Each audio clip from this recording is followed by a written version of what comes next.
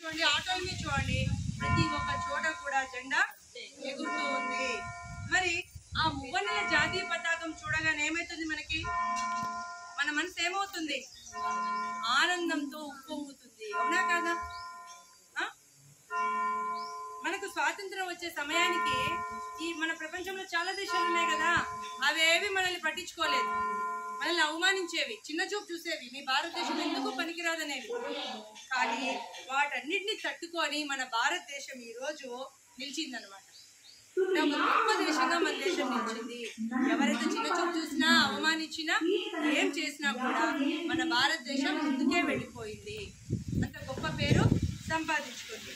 మరి ఈ 75 సంవత్సరాల స్వాతంత్ర్య వజ్రోత్సవాల వేళ ప్రపంచం మొత్తం ఎవరి వైపు చూస్తున్నారు తెలుసా? ఇప్పుడు భారతదేశం వైపు చూస్తున్నారు.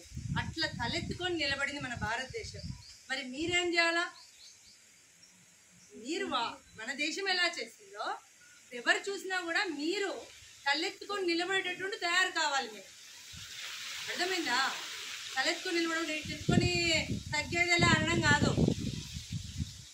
చదువులో కానీ, క్రమశిక్షణలో కానీ, ప్రతి ఒక్క దాంట్లో కూడా మనం ఇతరులకు ఆదర్శంగా ఉండాలి. అప్పుడు మనము తలెత్తుకొని నిలబడతాం. తలెత్తమంటే తలెత్తమని కాదు అర్థం.